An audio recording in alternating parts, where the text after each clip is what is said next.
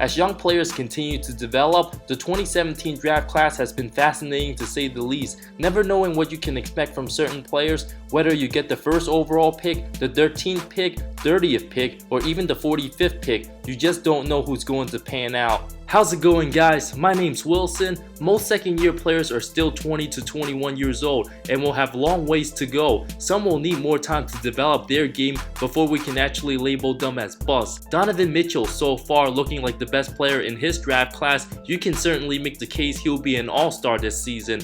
Guys like Jason Tatum and De'Aaron Fox are looking like potential stars in the making. Others have been absolutely disappointing. I'm not saying those guys will be busts, but if they don't continue to develop and are not good 2 years from now, teams might start giving up on them. Here are 5 second-year players disappointing everybody this season so far. Jonathan Isaac. The 21-year-old 6'10 forward was often compared to the likes of Kevin Durant before drafted into the league. Turns out, the comparisons were far from it, as he pretty much disappears every time Coach Frank Vogel checks him into the game. Was a very intriguing prospect as the 6th overall pick, having the size to play 3 to 5, very quick and athletic with great length, and has high potential to become an all-NBA defensive caliber player. After battling through injuries for much of his rookie season, his ankle sprains has continued to be an issue, happened 3 times since he was drafted. Although this one's not considered serious, Isaac missed the last 6 games after starting his first 8. Playing on one of the worst teams in the NBA, his averages of 7.1 points, 5.4 rebounds, on 41.5% shooting needs to improve, especially on his jumper. After he comes back, Orlando desperately needs the second-year forward to make an impact, a potential X-factor looking to bring some magic instead of ending up another tragic bust. Frank Ntilikina. A lot of Knicks fans are probably angry that the second-year point guard from France hasn't made much improvement so far. I still think he will end up being a good player in the future with his defensive versatility. Offensively, he's still very shaky, scored less than 5 points in half his games thus far, still lacks confidence on his jumper, shot 14 of 50 from the field his last 7 games, even went 0 of 13 from 3 over a 4-game stretch, was benched after the first 5 minutes 45 seconds in a blowout loss to Orlando, never seeing the court again. Coach Fitz will be very hard on him at times, who will have plenty to figure out mixing and matching his lineups. Towards the end of the season, if Trey Burke and Moutier gets most of the minutes at the point, it won't be a good sign for Frank. But on the bright side, he's still only 20 years old, going through some growing pains, where this is the perfect time for him to face it. Regardless, the Knicks will be one of the worst teams this season, as the 6'7 point guard simply gotta be more aggressive. Josh Jackson. The second-year small forward was projected to be the best two-way player in the draft, not even close. He's been looking like a nightmare for Phoenix as the forgotten man. First-year rookie Mikal Bridges and veteran Trevor Ariza has been taking a chunk of Jackson's minutes,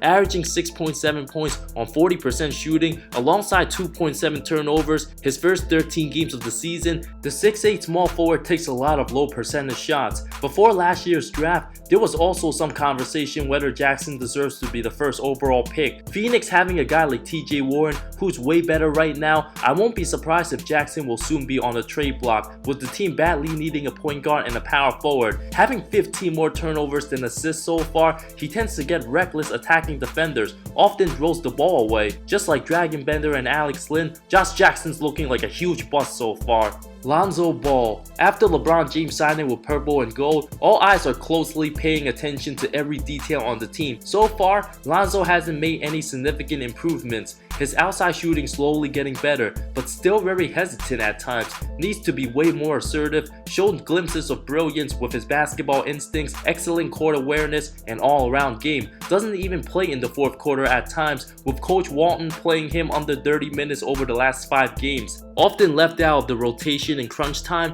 late first-round pick teammates Josh Hart and Kyle Kuzma are better than Lonzo right now. Rajon Rondo's also putting up better numbers and is still better than Zoe. The Lakers simply got too many playmakers on the team and not enough three-point shooting. As long as LeBron's there, the offense will always be run around him, so it won't be surprising if the Lakers try to trade Lonzo in exchange for better three-point shooters. With his numbers currently down this season with the addition of LeBron, he must improve on his shooting to have an impact late in games. Markelle Fultz. The former first overall pick is looking like an absolute bust, seems to look very unconfident at times. His shooting form's still a mess. Recently parted ways with former trainer Drew Hanlon. was way different than how he played in college. The team's giving him the benefit of the doubt, trying to boost his confidence, starting him at the 2, currently averaging 9 points, 3.8 rebounds, 3.5 assists on 41% shooting, 58% from the line. Those are way below average numbers for a starting caliber shooting guard. Fultz simply needs to come off the bench and let JJ Redick start, who's a way better offensive player right now and an excellent 3-point shooter, something Fultz is terrible at. Right now, Fultz is more of a liability and a problem to the team than he is helping the team. From the moment he double clutched the free throw a couple days ago, his shooting form remains a huge concern. Last season, he wasn't healthy, and it's still possible he might not be 100% at full strength. From the looks of things, there is simply no excuses now. Fultz was supposed to be the missing cornerstone piece, joining Joel Embiid and Ben Simmons to form a dynamic trio that will help them win multiple championships in the future. But not anymore, with the team trading for Jimmy Butler, leaving Fultz's future with the Sixers long-term a question mark. Philly's simply in a win-now situation,